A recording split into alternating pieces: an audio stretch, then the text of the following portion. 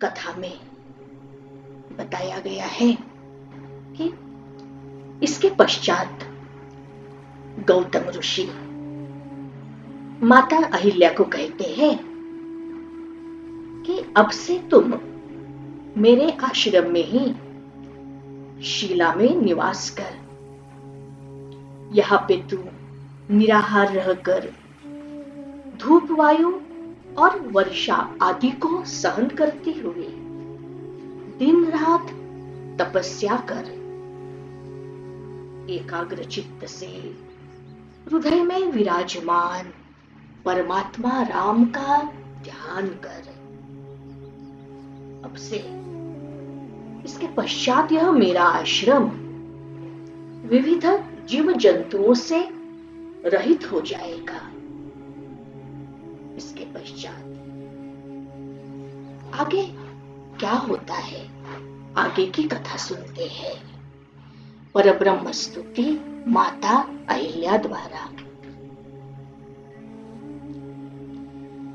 एवं वर्ष सहस्रेषु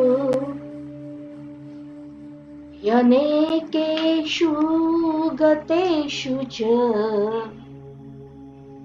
रामो दाशरथिः श्रीमाना गमिष्यति सानुज। यदा त्वदाश्रयशीला पादाभ्याम क्रमिष्यति तदैव धूतपापां त्वं रामं सम्पूज्य भक्तितः परिक्रम्य नमस्कृत्य स्तुत्वा शापात् विमोक्ष्यसे। पूर्ववन् मम शुश्रूषां करिष्यसि यथा सुखम्। इसी प्रकार कई हजार वर्ष, सहस्त्र वर्ष बीत जाएंगे और यहाँ पे दशरथ नंदन श्री रामचंद्र जी अपने छोटे भाई लक्ष्मण के साथ यहाँ आएंगे। जिस समय वे तेरी आश्रयभूत शिला पर अपने दोनों चरण रखेंगे, उसी समय तो पाप मुक्त हो जाएगी तथा भक्ति पूर्वक श्री रामचंद्र जी का पूजन कर उनकी परिक्रमा और नमस्कार पूर्वक उनकी तो स्तुति कर और फिर उसके पश्चात तो शाप से मुक्त हो जाएगी, छूट जाएगी और फिर पूर्ववत मेरी सुखपूर्वक सेवा करने लगेगी। इत्युक्त्वा गौतमः प्रागाद्धिमवनन्तं न गोत्तमम् तदाद्यहल्या भूतानां तरसा स्वाश्रमेषु मे। तव पादरजः स्पर्श काङ्क्षते पवनाशना आस्ते अद्यापि रघुश्रेष्ठ तपो दुष्करम आस्थिता। ऐसा कहकर महर्षि गौतम पर्वत श्रेष्ठ हिमालय पर चले गए।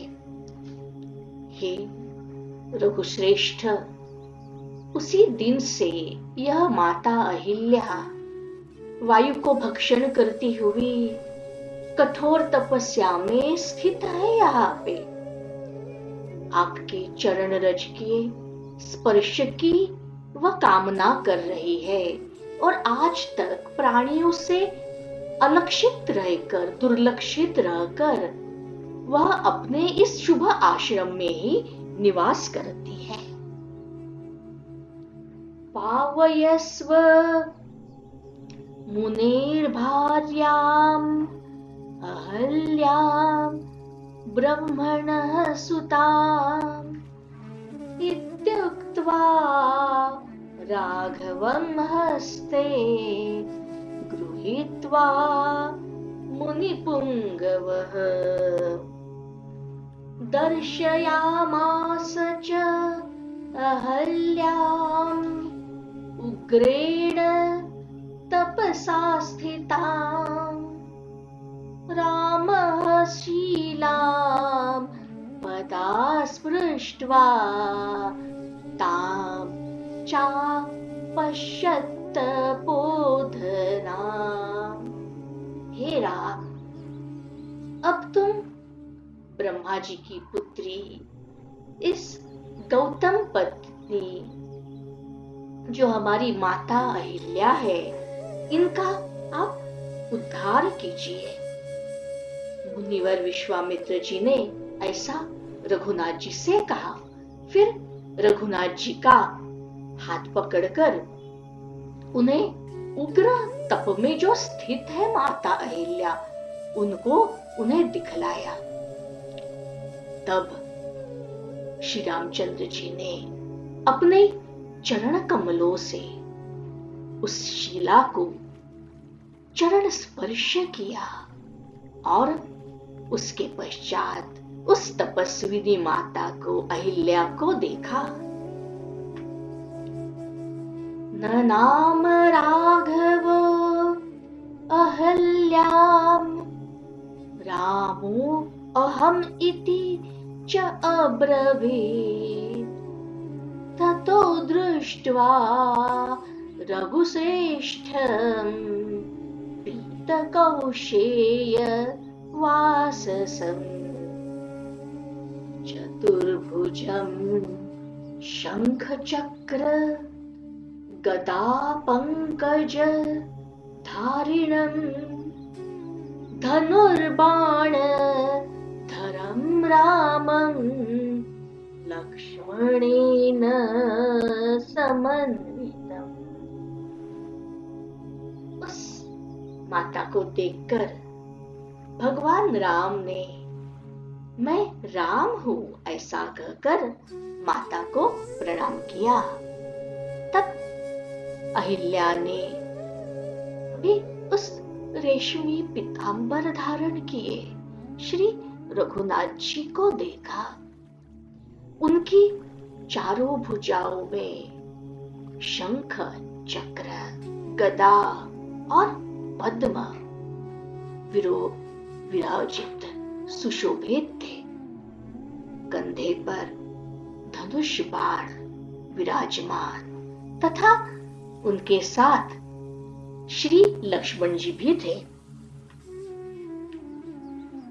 स्मितवक्त्रं पद्मनेत्रं श्रीवत्सांकित वक्षसं नीलमणिक्यसंकाशं द्योतयन्तं दिशो दश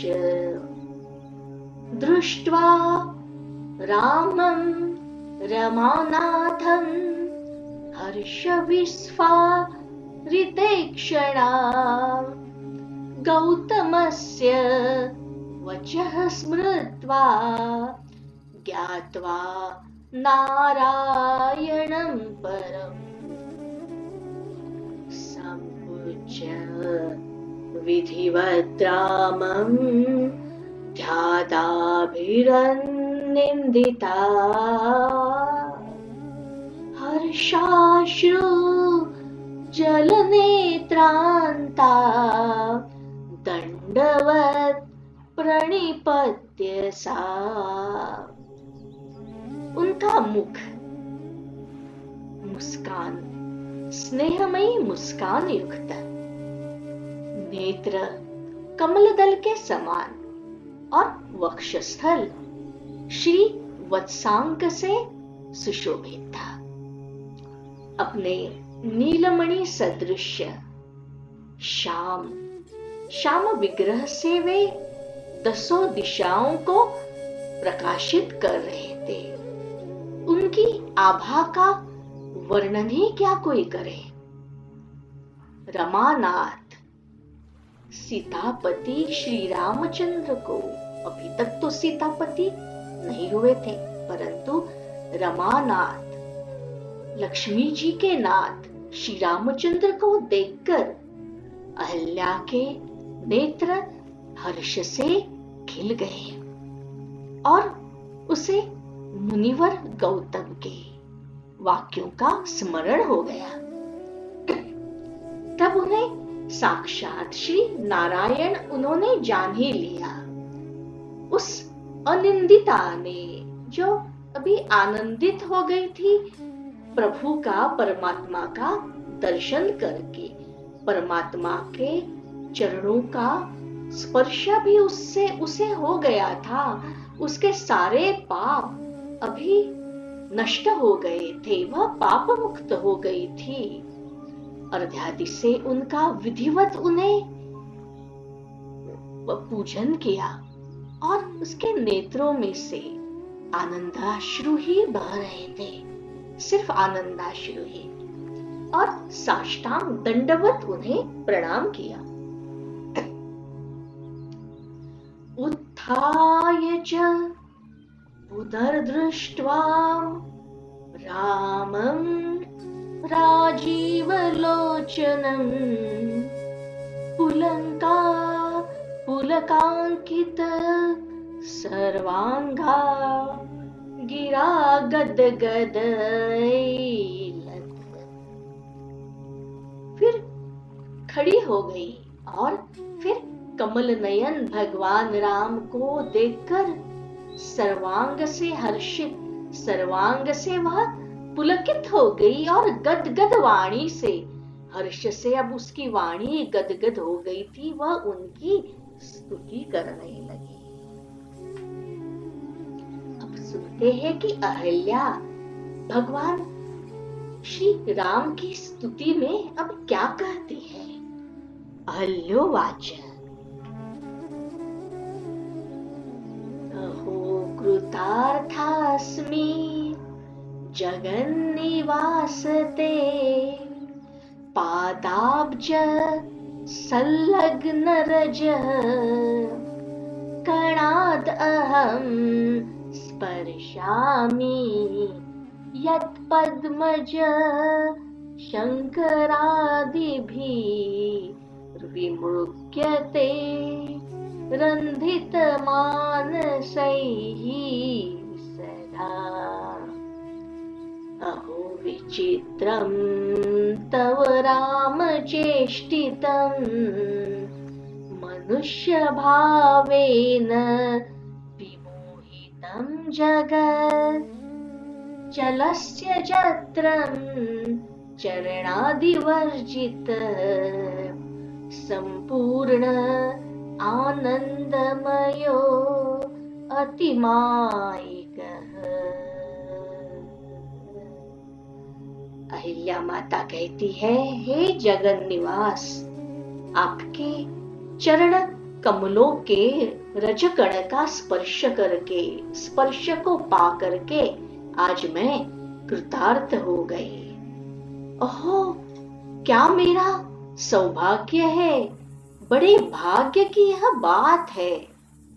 आपके जिन पाद बिंदुओं का ब्रह्मा और शंकर आदि एकाग्र चित्त से सर्वदा ध्यान करते हैं, उसका अनुसंधान क्रिया करते हैं, उस चरण रज को मैं आज स्पर्श कर पाई, मैं उसका स्पर्श पा सकी।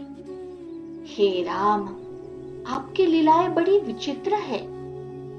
आपके मानुष भाव से भले ही आप परमात्मा हो, परंतु आपका यह मनुष्य, यह मानवता का जो भाव है, मनुष्य का भाव है, जो सभी प्राणी मात्रों पर आप अपनी अनुकंपा दिखाते हैं, संपूर्ण जगत को आप मोहित कर रहे हैं।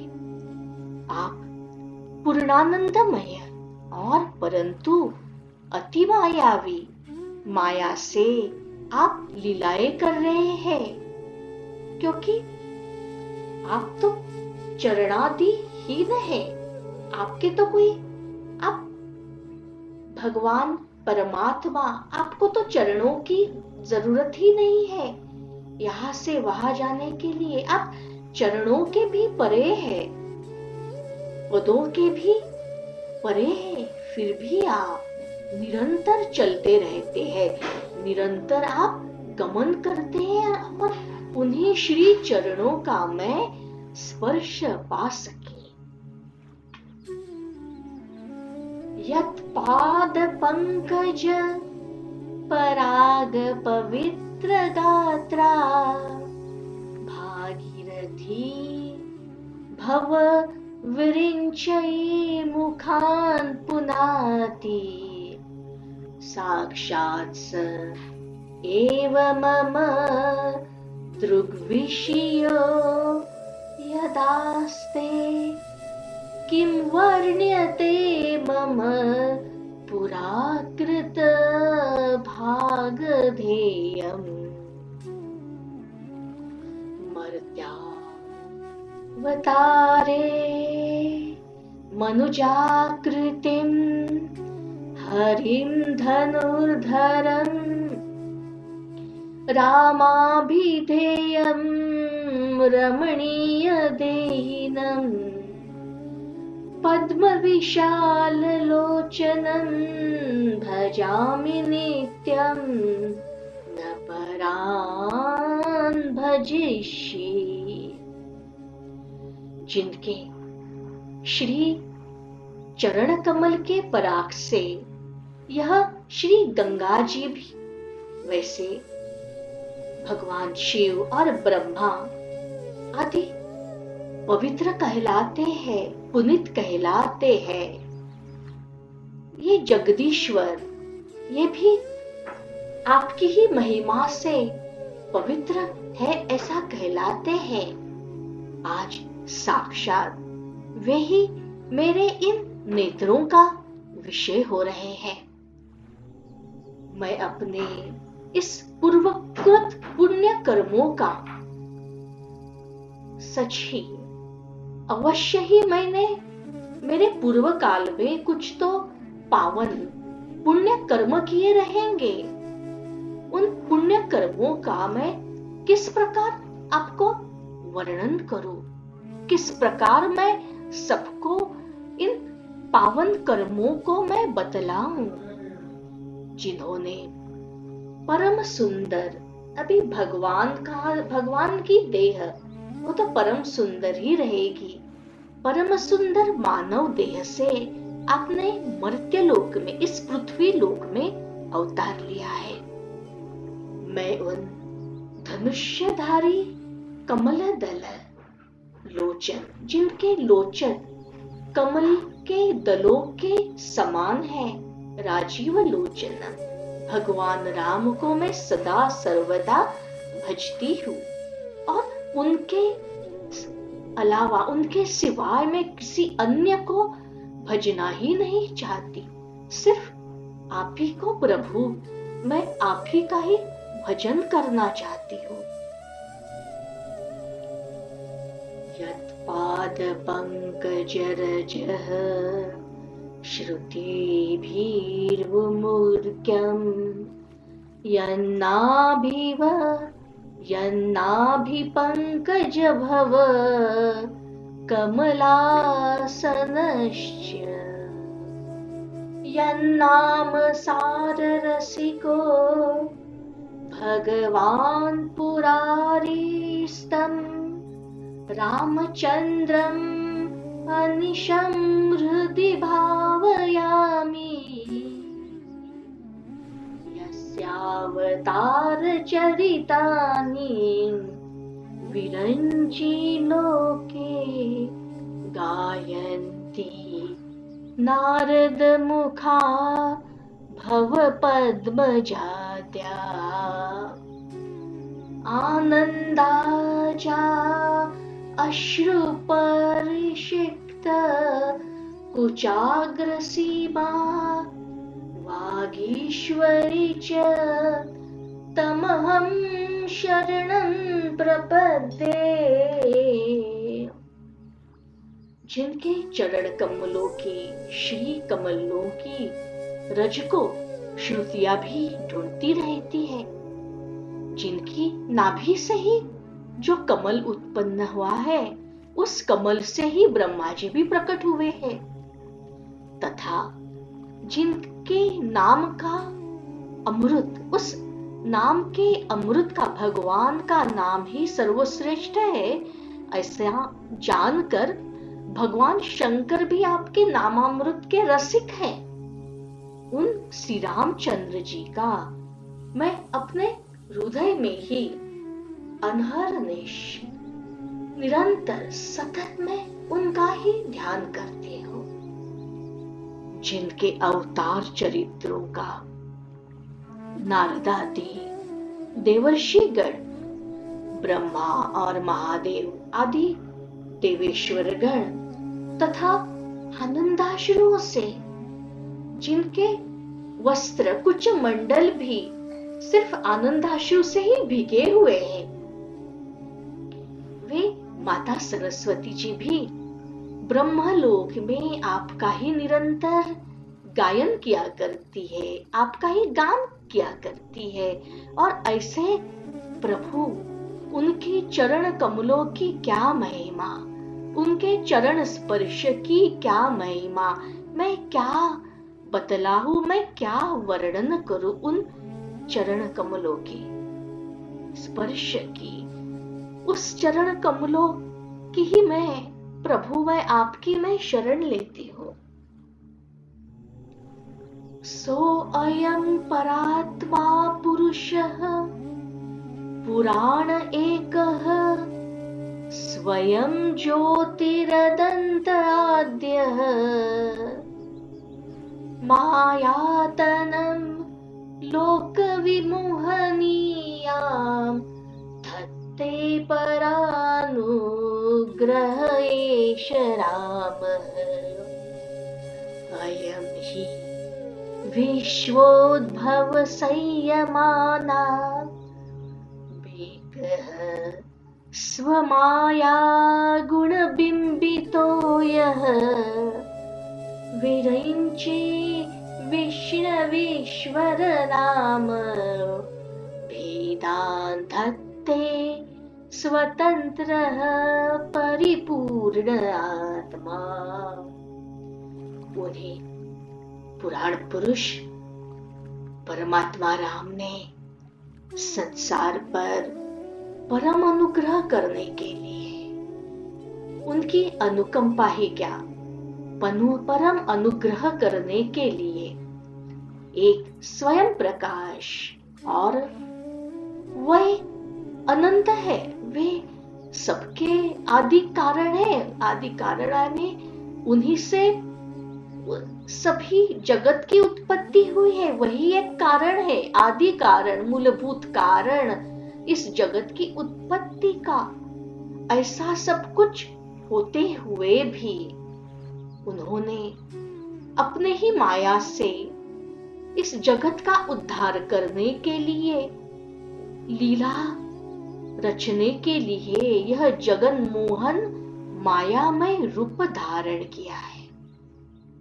ये सिर्फ अकेले ही, मात्र अकेले ही संसार की उत्पत्ति अर्थात संसार का सृजन, फिर संसार की स्थिति और स्थित संसार का पालन पोषण, संसार का पालन पोषण करने के पश्चात उसी का अंत समय आता है तो उसी का ही विनाश अपने माया से ही करते हैं। माया के गुणों का आश्रय करके यह करते हैं ये सब कुछ। ब्रह्मा, विष्णु और महादेव नामक यही यही विभिन्न विभिन्न रूप धारण करते हैं। है तो परमात्मा, है तो परम परमात्मा प्रभु। यही ब्रह्मा भी है, विष्णु और महादेव ऐसे विविध रूप धारण करते हैं और अभी यह मानव रूप में है। वे स्वतंत्र और परिपूर्ण वह आत्मा आप ही हो।